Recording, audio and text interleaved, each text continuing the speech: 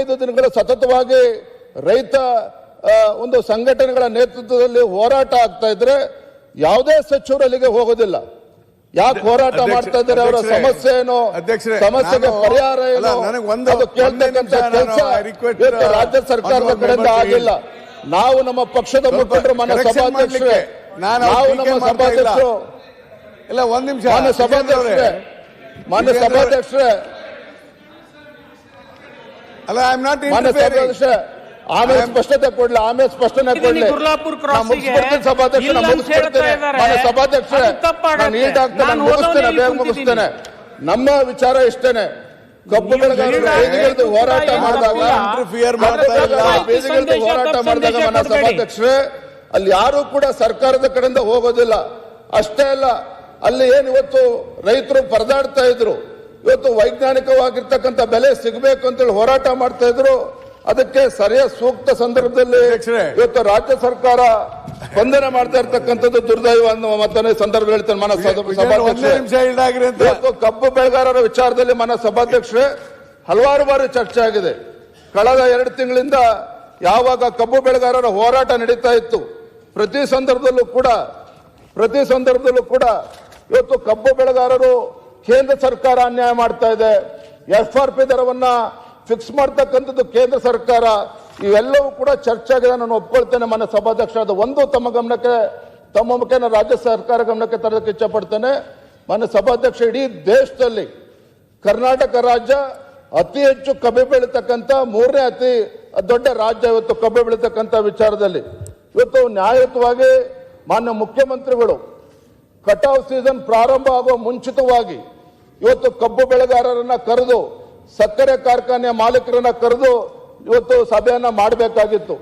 ಸೂಕ್ತ ಸಮಯದಲ್ಲಿ ಈ ತೀರ್ಮಾನ ಆಗದೆ ಇರೋದ್ರಿಂದ, ಸಭೆ ಆಗದೆ ಇರುವ ಪರಿಣಾಮ ಇವತ್ತು ರೈತರು ಬೀದಿಗಿಳಿದು ಹೋರಾಟವನ್ನ ಪ್ರತಿಭಟನೆ ಮಾಡುವಂತ ಕೆಲಸ ಆಯಿತು. ಮಾನ್ಯ ಸಭಾಧ್ಯಕ್ಷರೇ, ನಾನು ತಮ್ಮ ಮುಖೇನ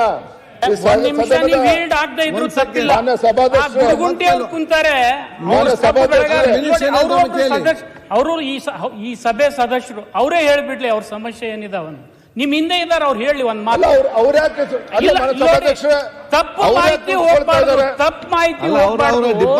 ನಿಮ್ಮ ಕಾರ್ಖಾನೆ ಮಾಲೀಕರು ಏನೇನು ಹೇಳಿದಾರೆ ಅನ್ನೋದು ಇವತ್ತು ಹೈಕೋರ್ಟ್ ನಲ್ಲಿ ಇದೆ ಅಧ್ಯಕ್ಷರೇ. ತಪ್ಪು ಮಾಹಿತಿ ಸಿಸ್ಮಾದವರು ಹೈಕೋರ್ಟ್ ನಲ್ಲಿ ಏನ್ ರೀಚ್ ಆಗಿದ್ದಾರೆ ಅನ್ನೋದು ಅವ್ರ ಪಾರ್ಟಿ ಮೆಂಬರೇ, ಅವ್ರ ಇವತ್ತು ಅವ್ರ ಕಡೆಯಿಂದ ಉತ್ತರ ಅಲ್ಲಿ ಬಂದು ರೈತರಿಗೆ ಉತ್ತರನ ಕೊಡಬೇಕಾಗಿತ್ತು. ಇಲ್ಲಿ ನೀವು ಮಾತಾಡಕ್ಕೆ ಅವಕಾಶ ಕೊಟ್ಟಿದ್ರೆ ಮಾತಾಡ್ತಾ ಇದ್ದೇನೆ. ನೀವೇನ್ ಸುಳ್ಳು ಮಾತಾಡಿದ್ರೆ ಸುಳ್ಳು ಹೇಳ್ತಾ ಇಲ್ಲ, ಮತ್ತೆ ಎರಡು ಕಡೆಯಿಂದ ಕೇಳಿ ಹೇಳ್ಬೇಕು. ವಿಜೇಂದ್ರ ಅವರೇ, ಕಬ್ಬು ಮಾಲೀಕರು ನಿಮ್ಮ ಅವ್ರು ಏನು ಮನವಿ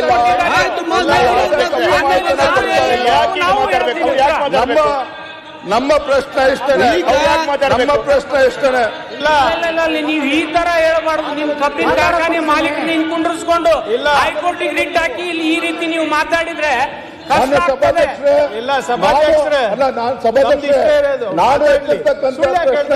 ಸಚಿವರು ವೈಮಾನಿಕ ಸಮೀಕ್ಷೆ ಮಾಡಿದ್ರು ಅಂತ ಇದ್ದಾರೆ. ಇವರಲ್ಲೇ ಬಂದಿದ್ದಾರೆ. ನಾವೆಲ್ಲರೂ ಪ್ರವಾಹ ಸಚಿವರೆಲ್ಲ ಹೆಲಿಕಾಪ್ಟರ್ ಏನಿದು ಕರ್ನಾಟಕ ರಾಜ್ಯಕ್ಕೆ ಸ್ವಲ್ಪ ಇತಿಮಿತಿನಲ್ಲಿ ಹೇಳ್ಬೇಕು. ಸುಳ್ಳು ಹಿಂಗ ಹೇಳೋದು. ಮೊಲಾಸಸ್ ಇರ್ಬೋದು,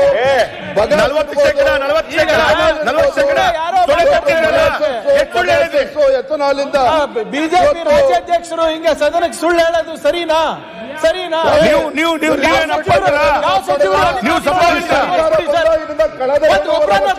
ಸುಳ್ಳೆ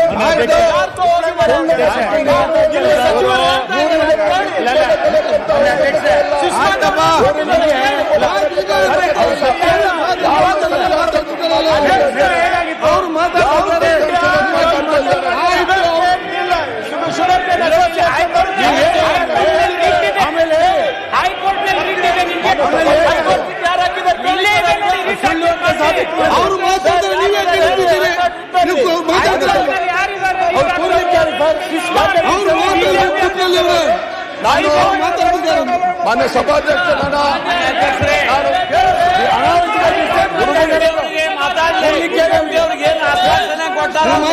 ವಿಜೇಂದ್ರ ಸಭಾಧ್ಯಕ್ಷ, ನಾನು ಕಬ್ಬಿನ ವಿಚಾರದಲ್ಲಿ ಬಿಜೆಪಿ ಅಧ್ಯಕ್ಷರು ಸತ್ಯ ಹೇಳಿ ಏನು ತಪ್ಪಿಲ್ಲ. ವಿರೋಧ ಪಕ್ಷ ಸಭಾಧ್ಯಕ್ಷರೇ, ಇವತ್ತು ರಾಜ್ಯದಲ್ಲಿ ಇಷ್ಟು ದೊಡ್ಡ ಪ್ರಮಾಣದಲ್ಲಿ ಇವತ್ತು ಕಬ್ಬು ಅರಿಯುವಂತ ಕೆಲಸ ಏನಾಗ್ತಾ ಇದೆ, ರಾಜ್ಯ ಸರ್ಕಾರಕ್ಕೆ ಅದರಿಂದ ಎಷ್ಟು ಲಾಭ ಬರ್ತಾ ಇದೆ ತೆರಿಗೆ ಮೂಲಕ, ಕೇಂದ್ರ ಸರ್ಕಾರಕ್ಕೆ ಎಷ್ಟು ತೆರಿಗೆ ಮೂಲಕ ಹಣ ಬರ್ತದೆ ಅನ್ನೋದನ್ನು ಉಲ್ಲೇಖ ಮಾಡ್ತೇನೆ. ಇವತ್ತು ರಾಜ್ಯದಲ್ಲಿ ರಾಜ್ಯ ಸರ್ಕಾರಕ್ಕೆ ಬೊಗಾಸಸ್ ಇರ್ಬೋದು, ವಿದ್ಯುತ್ ಪ್ರೊಡಕ್ಷನ್ ಇರ್ಬೋದು, ಎಥನಾಲ್ ಇರ್ಬೋದು, ಮೊಲಾಸಸ್ ಇರ್ಬೋದು, ಒಟ್ಟಾರೆಯಾಗಿ ಇವತ್ತು ರಾಜ್ಯ ಸರ್ಕಾರಕ್ಕೆ ಪ್ರತಿ ಟನ್ನಿಗೆ 9,218 ರೂಪಾಯಿ ಆದಾಯ ಇವತ್ತು ತೆರಿಗೆ ಮೂಲಕ ಇವತ್ತು ರಾಜ್ಯ ಸರ್ಕಾರಕ್ಕೆ ಬರುವಂತದ್ದು. ನನ್ನ ಪ್ರಶ್ನೆ ಹೊತ್ತು ಇಷ್ಟು ದೊಡ್ಡ ಪ್ರಮಾಣದಲ್ಲಿ ರಾಜ್ಯ ಸರ್ಕಾರಕ್ಕೆ ಆದಾಯ ಇದು ಕೂಡ ಸುಳ್ಳು ಅಧ್ಯಕ್ಷರು. 9,000 ರೂಪಾಯಿ ಆದಾಯ ಬರೋದಿಲ್ಲ, ಬಂದ್ರೆ ಇವತ್ತು ನಾನು ರಾಜಕಾರಣ ಬಿಟ್ಬಿಡ್ತೀನಿ. ಕಾರ್ಖಾನೆ ಮಾಲೀಕರಿದ್ದಾರೆ ಹೇಳಿ, ಅವರು ಅಲ್ಲಿ ಕಾರ್ಖಾನೆ ಮಾಲೀಕರು ಗೊತ್ತಾಗ್ತಾರೆ ಹೇಳಿ, ಅವ್ರು ಹೇಳಿ. ಯಾವುದು ಸುಳ್ಳು ಹೇಳ್ತಕ್ಕಂಥ ರೆಕಾರ್ಡಿಂಗ್ ಹೋಗ್ಬಾರ್ದು. ಅಲ್ರಿ ಕಾರ್ಖಾನೆ ಮಾಲೀಕರು ಹೇಳಿದ್ರೆ ಇವ್ರು ಕೇಳ್ತಾರನ್ರಿ. ಆಯ್ತಪ್ಪ, ಕಾರ್ಖಾನೆ ಮಾಲೀಕರು ಹೇಳ್ತಾರ. ಹಿಂದೆ ಮಾನ್ಯ ಸಿದ್ದರಾಮಯ್ಯರು ಹಿಂದೆನೂ ಕೂಡ ಮುಖ್ಯಮಂತ್ರಿಗಳಾಗಿದ್ದಾಗ ಇದೇ ಬೆಳಗಾವಿನಲ್ಲಿ ವಿಠ್ಠಲ್ ಅರಬಾವಿ ಅಂತಕ್ಕಂಥ ಒಬ್ಬ ರೈತ ಕಬ್ಬು ಬೆಳೆಗಾರ ಆತ್ಮಹತ್ಯೆ ಮಾಡಿಕೊಂಡ್ರು. ಅವತ್ತು ಕೂಡ ಯಡಿಯೂರಪ್ಪನವರು ಇದೇ ಬೆಳಗಾವಿನಲ್ಲಿ ಎಲ್ಲ ಬಿಜೆಪಿ ಎಲ್ಲರೂ ಕೂಡ ಹೋರಾಟವನ್ನು ಮಾಡಿದ್ರು. ಅವತ್ತಿನ ಸಂದರ್ಭದಲ್ಲೇ ಸನ್ಮಾನ್ಯ ಅಂದಿನ ಮುಖ್ಯಮಂತ್ರಿಗಳು ಸಿದ್ದರಾಮಯ್ಯನವರು ಸರ್ಕಾರದಿಂದ 150 ರೂಪಾಯಿ ದರ ಹೆಚ್ಚು ಕೊಡುವ ನಿರ್ಧಾರವನ್ನು ಸಿದ್ದರಾಮಯ್ಯನವರು ಮಾಡಿದ್ರು. ನಾನು ಇವತ್ತು ಕೇಳ್ತಾ ಇರ್ತಕ್ಕಂಥ ಪ್ರಶ್ನೆ, ಇಷ್ಟೊಂದು ಆದಾಯ ರಾಜ್ಯ ಸರ್ಕಾರಕ್ಕೆ ಬರ್ತಾ ಇರಬೇಕಾದ್ರೆ ಇವತ್ತು ಕೇವಲ 50 ರೂಪಾಯಿ ಅಷ್ಟೇ ಅವರು ದರವನ್ನ ಜಾಸ್ತಿ ಮಾಡಿರುವಂತದ್ದು.